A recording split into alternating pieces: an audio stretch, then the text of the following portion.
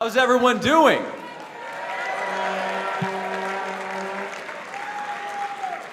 I hate to briefly interrupt that. That seemed like a tremendous amount of fun, so I apologize for that in advance. I just wanted to take a moment to thank you guys for being a part of this. As fun as it is, it's still something that deserves thanks. 4 years ago, this party granted to me the second greatest honor of my life. The first greatest honor, of course, was when my wife-to-be Tasha said "I do" in front of me, a priest or a pastor, a rabbi, and several hundred witnesses, thereby proving that it was indeed not just a phase. But the second greatest honor of my life was bestowed upon me by you guys when you nominated me to be your vice presidential candidate. I haven't stopped fighting to spread liberty since, and I hope I'm serving you well. I hope I'm doing you proud. 2 years ago in Reno, I stood in front of you, well, not here in Reno, but like this, and I encouraged everyone that no matter who won and no matter who lost, that we stop trying to create a duopoly within this party, that we drop the fighting at least in between the elections, and that we work together to fight for liberty. And as we all know, that is exactly what happened. Thank you. No, that's the funniest thing you'll hear today. No, listen, guys, this is a crucial moment for the Libertarian Party. Yes, we are picking our leadership and we're picking our candidates for 2024, but it's more than that. We are answering some existential questions here. What is the purpose of the Libertarian Party? What is the future of the Libertarian Party? Do we even have a future? Now, I believe that we do have a future. In fact, I'll go even further than that.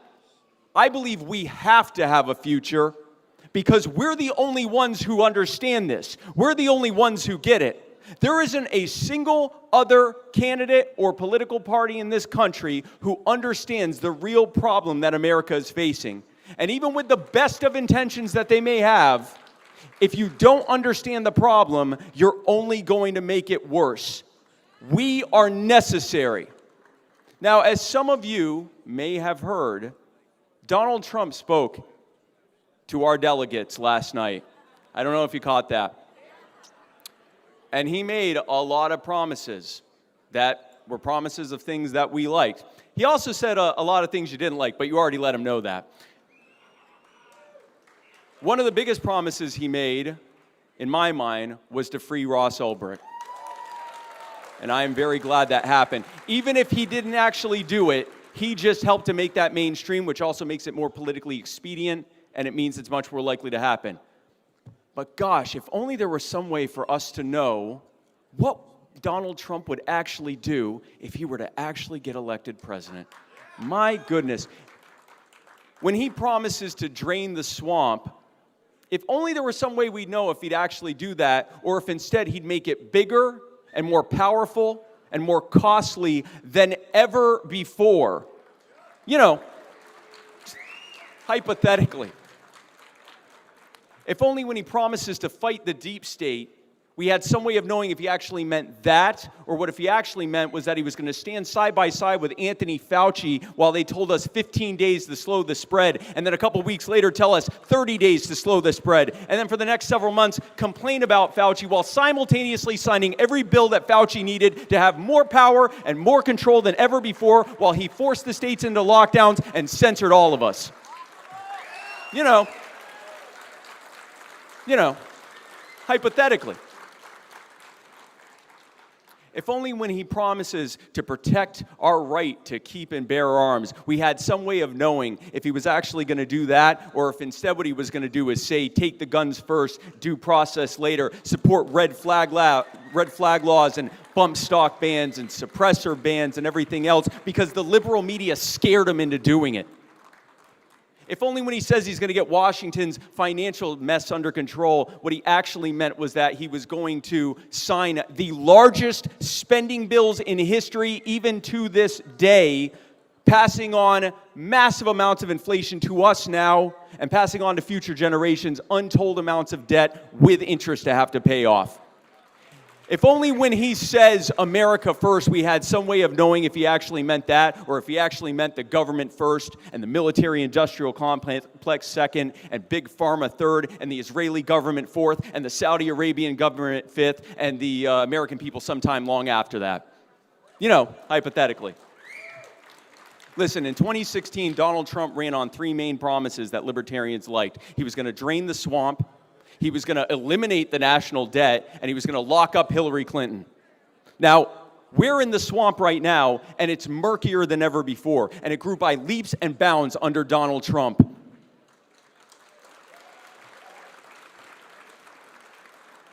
Not only did he not eliminate the national debt, he ran up $8 trillion of debt. He almost beat Barack Obama's debt record. He did it in one term, he almost did it. And as you know, instead of locking her up, he locked us down. That is what this party is up against. And as you also may know, the day before, Bobby Kennedy came here and spoke to us. His speech went a little bit better. But, you know, I'm glad that Bobby Kennedy's running. I'm glad that he's running, and I'm glad that Americans have as many choices as they can have to vote for. And frankly, Bobby said quite a few things that we agree with. He's also said that gun rights groups are terrorist organizations. And he has said that people who deny climate change should be prosecuted. And he has said that the government should subsidize home mortgage prices. And he said that government-funded colleges should use race-based quotas, and a lot of other things we disagree with. But honestly, all of that pales in comparison to what he said to the California Libertarian Party convention earlier this year, where he called privatization a sin and a crime, and said that the sure sign of a society's collapse is decentralization of government power and the privatization of government-run property. I want to be very clear about something. And again, I'm glad Bobby's running, and I love a lot of what he has to say. Bobby Kennedy is not a fellow traveler who just happens to get it wrong on a few things. Bobby Kennedy is someone who is openly hostile to the precepts of libertarianism, and he happens to get it right on a few things. That is what we are up against. And as you know, Joe Biden is also running for president. He may not know that he's running for president, but Joe Biden knows that he's running for president. Now, I have put together this comprehensive list of bad things that Joe Biden has done. I wanted to make sure I didn't miss anything. Here we go. Excuse me. Sorry, this will only take a moment.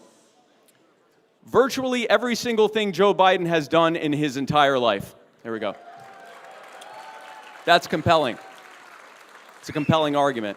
This is what the Libertarian Party is up against. Now, there are other people running as well. You have Cornel West and Jill Stein and the Unicorn Lady and quite a few others. And it's good that these people are running. And again, many of them are saying things that we like. But I want to be very clear about something. Every single one of them, Trump, Kennedy, Biden, all of them have the same thing in common. They think that the problem with our government is that the wrong people are in charge doing the wrong things. And once the right people are in charge doing the right things, there's no limit to how big and expensive and intrusive in your life they want it to be.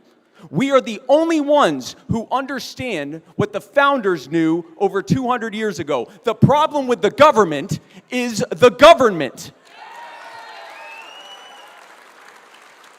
The government is a monopoly of authority, a self-imposed monopoly of authority that is financed with extortion and enforced with violence and threats of violence. It's a protection racket with a flag and a theme song.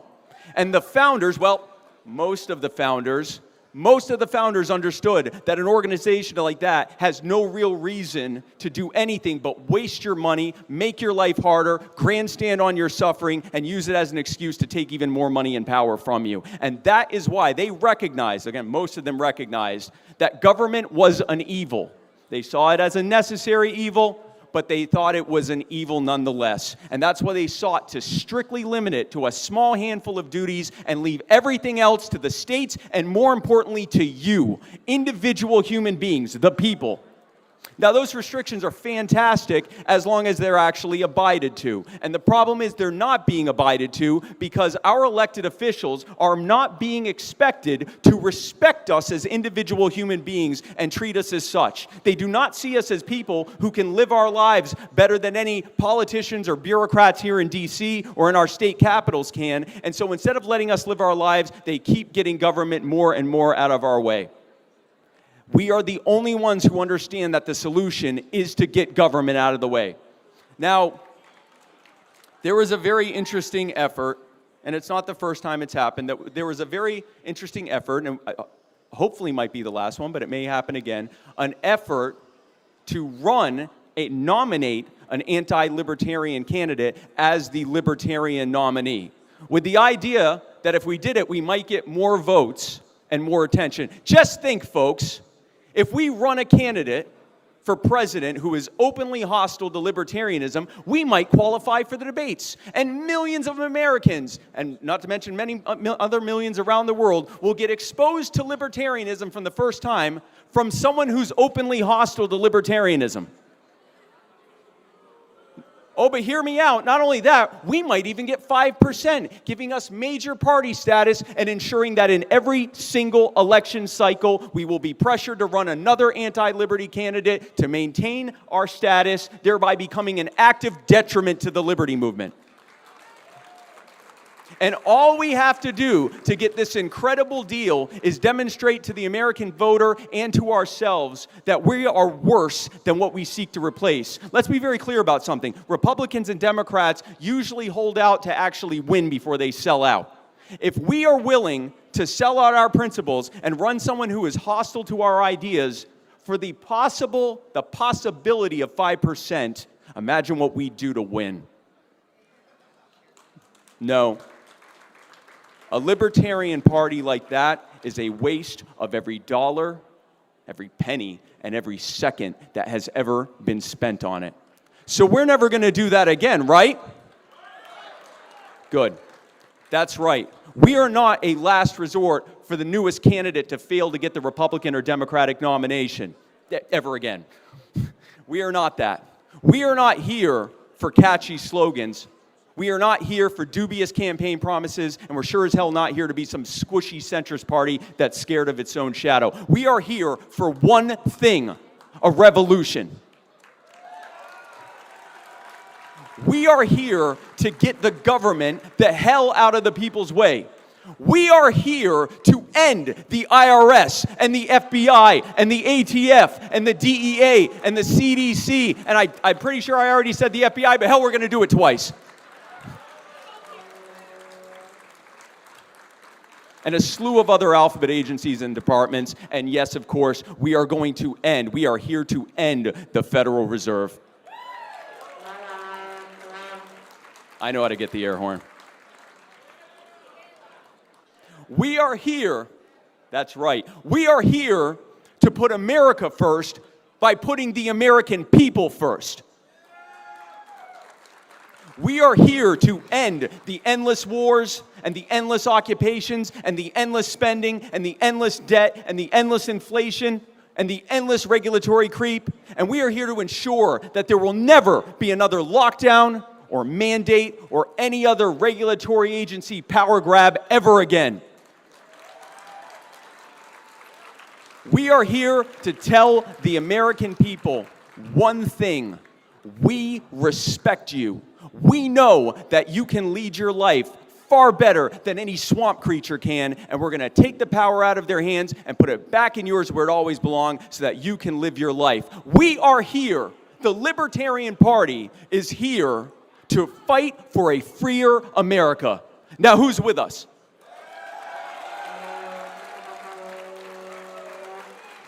Thank you.